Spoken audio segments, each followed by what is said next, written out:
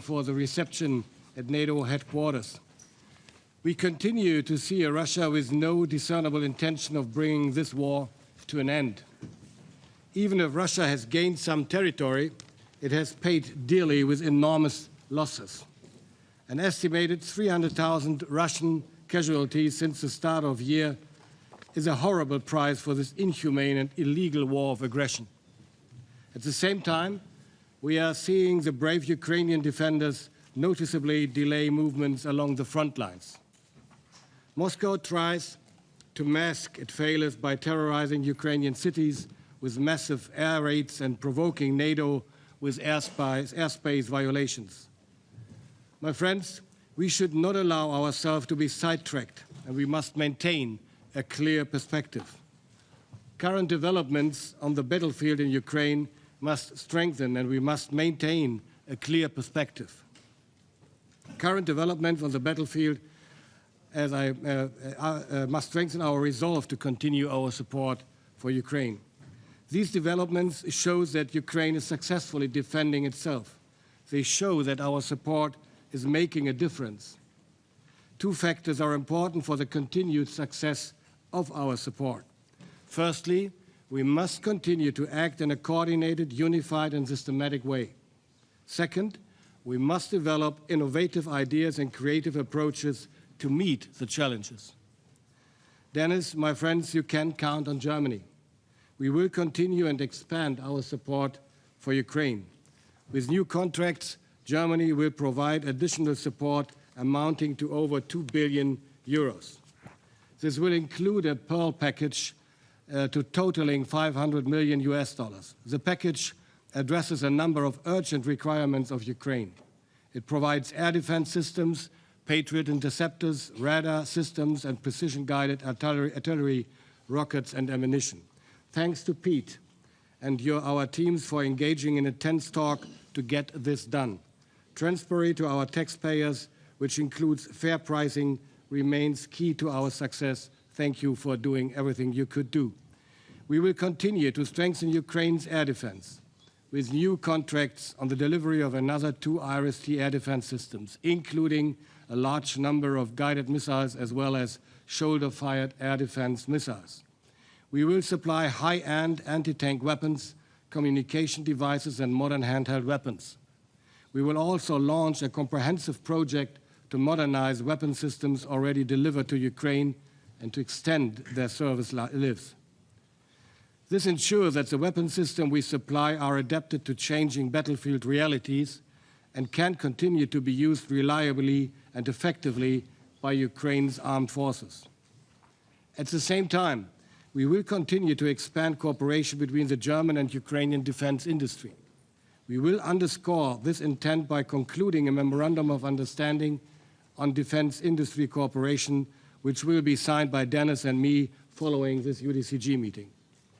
Support measures like these will only take full effect if they consistently follow Ukraine's requirements and are coordinated with our partners.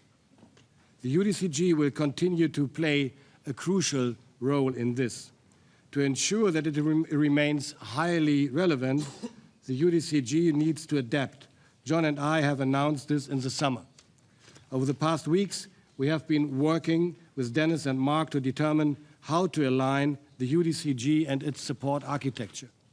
The following is important to us: to strictly align our actions with Ukraine's needs, to have lean and efficient coordination processes, to combine urgent support to Ukraine's armed forces with long-term capability building, and to achieve greater coherence with NATO and its support measures.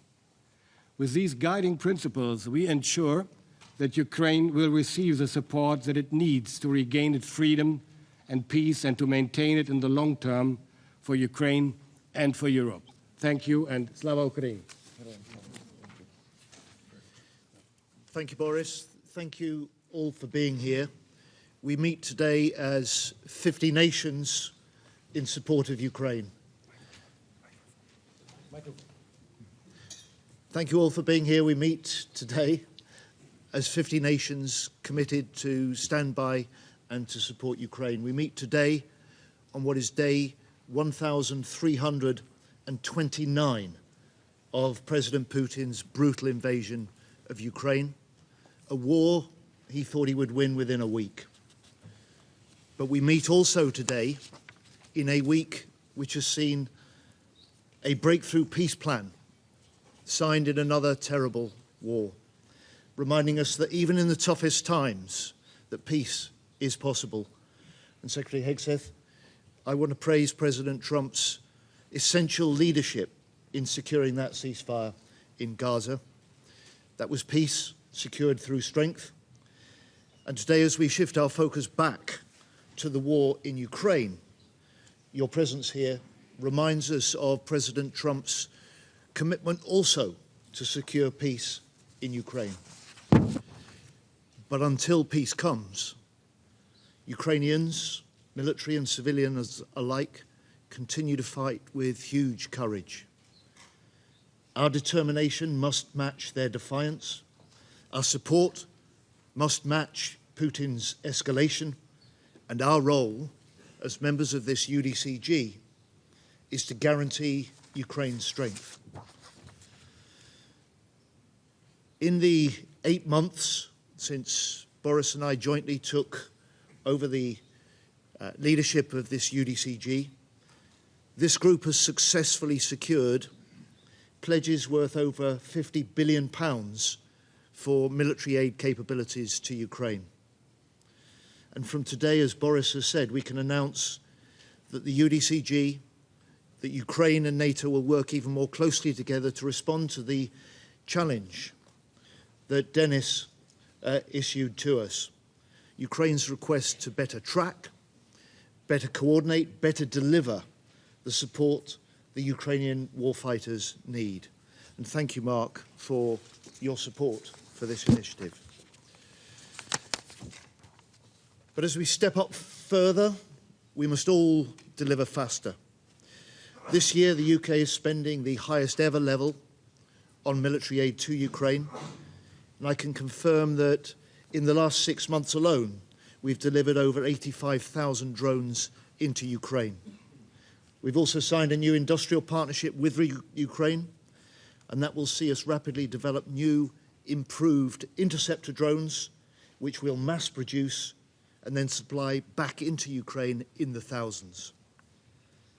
And working with allies from Europe and beyond, the UK is also looking hard at how we support Ukraine through the important new Pearl mechanism.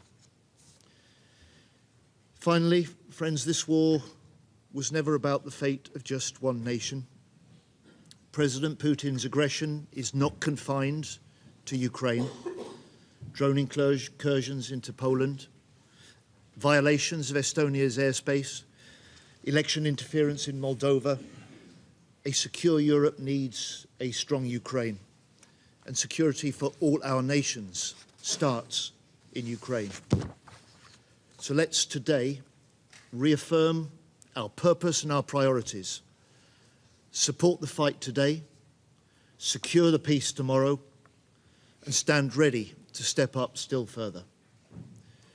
Thank you all for attending this afternoon.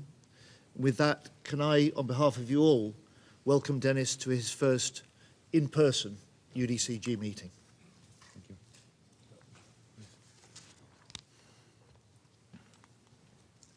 Dear Boris, dear John, dear Pete, dear Mark, distinguished colleagues, friends, I'm grateful to all of you for being here today again and for staying with Ukraine through every challenge of this long and difficult war. Thank you.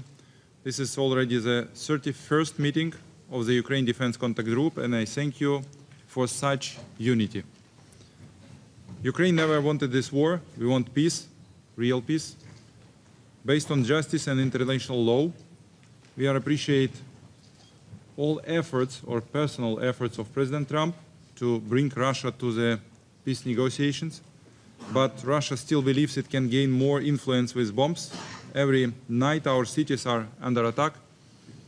That's why we need truly strong global pressure in response to Russia's choice to keep the war going. This brings me to key priorities for 2025 and 2026. Let me focus on the three main pillars. Pearl, Ukrainian-made drones and missiles, as well as extended-range artillery ammunition. And there is one very important issue, long-range missiles, which our partners have. The name of these missiles everyone knows, absolutely widely known. We ask about this too, to increase pressure on Russia economically and through the destroying their military infrastructure. First and foremost, the Pearl initiative. Some of you are already part of it. Thank you for this. It is important that others join too. Pearl for 2025 must be fully implemented. We count on your continued coordination and financing to ensure timely deliveries. Funding needs under the Pearl next year will reach $12 to $20 billion. If needed, we are ready to discuss coordination of this project. The next priority is Ukrainian-made drones and missiles. We needed more FPV, ISR, and other drones to hold the front line. We continue to emphasize an urgent funding needs of $4 billion. In 2026, we will be able to build up to 10 million drones if partners commit the necessary funding. These are cost-efficient, fast, and combat-proven solutions. At the same time, our deep strike drones and missiles help us respond asymmetrically to Russian strikes. And again, I will repeat, we also need to combine our deep strike drones with deep strike missiles from our partners, and I argue about this, and we ask for this type of support. According to our data, the enemy Gaza line deficit now is up to 20% of their needs. There are significant effects from our weapons. Our third priority is to increase our strike depths directly at the front line. We need more extended range artillery rounds. We once again welcome the initiative of joint procurement of artillery ammunition, but to achieve the greatest effects on the battlefield, it should focus on supplying this type of extended range munition. As Russia's air terror continues, we also urgently need additional interceptors this winter, including air defense systems and both surface-to-air and air-launched guided missiles for NASAMS, IRIS-T, and F-16 platforms. In September alone, they launched over 5,600 strike drones and more than 180 missiles, targeting our civilian infrastructure and people. Therefore, on the eve of winter, it is very critical to provide us with necessary equipment to repel such attacks.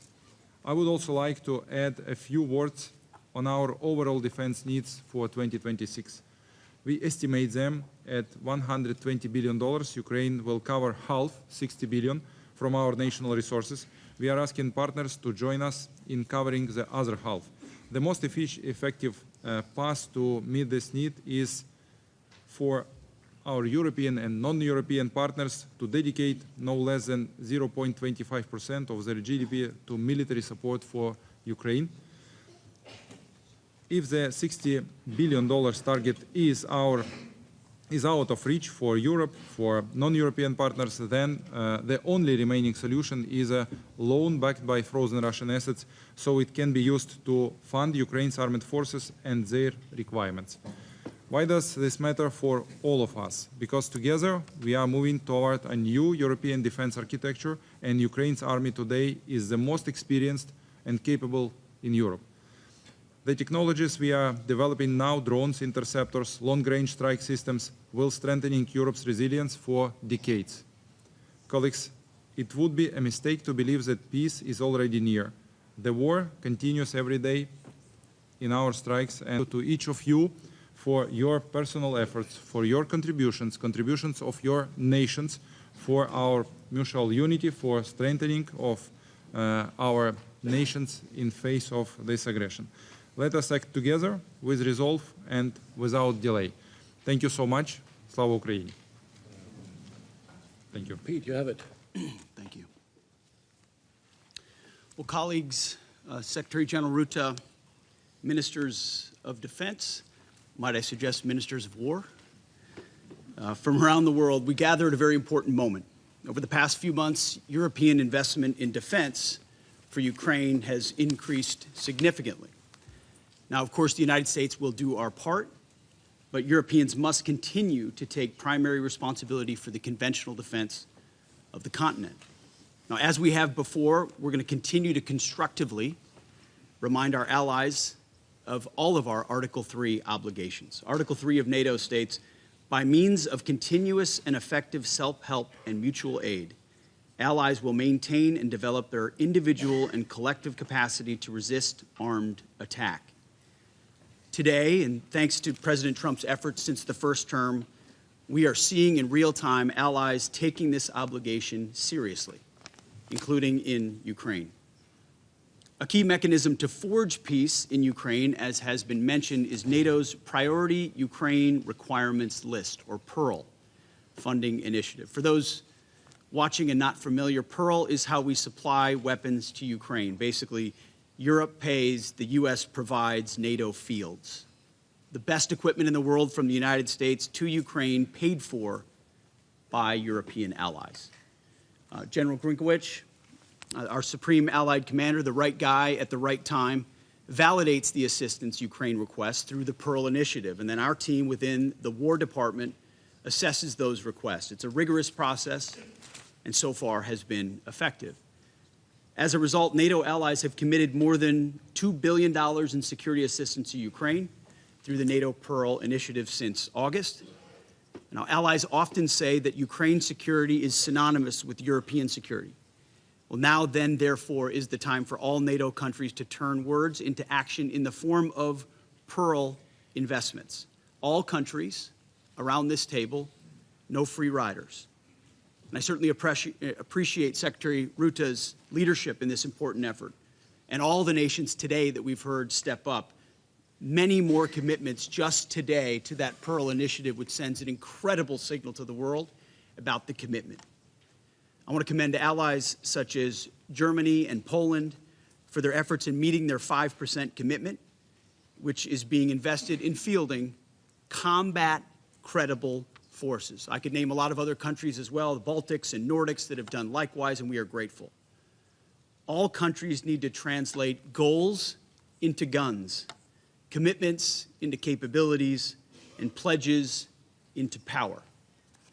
That's all that matters, hard power. It's the only thing belligerents actually respect. Your continued investment and leadership are vital to helping Ukraine defend itself and to bring an end to this conflict. Peace through strength. Now, Europe's political leaders have also endorsed military planning for the coalition of the willing by establishing an operational headquarters and committing personnel to that multinational force. Should a peace arrangement be reached, European leaders are sending a clear message to Russia. Now is the time to end this tragic war, stop the needless bloodshed, and come to the peace table. Now, if this war does not end, if there is no path to peace in the short term, then the United States, along with our allies, will take the steps necessary to impose costs on Russia for its continued aggression. If we must take this step, the U.S. War Department stands ready to do our part in ways that only the United States can do. We remain clear-eyed about the fact that the most effective deterrents to Russian aggression are, number one, a lethal, capable, and European-led NATO, and number two, a combat-credible Ukrainian military able to defend itself and thereby continue to deter Russian aggression along NATO's border. Again, peace through strength. Under President Trump's steadfast leadership, and in particular with our European allies, we're going to bring an end to the war in Ukraine. The war must end. Like we saw him do in Gaza and in the Middle East, President Trump knows how to forge peace, to create opportunities in situations, in scenarios where peace seems far off. He and he alone has the ability to do that. This is not a war that started on President Trump's watch, but it will end on his watch. So let us seize this moment, strongly forge peace in Ukraine, and let's bring peace through strength. Thank you very much.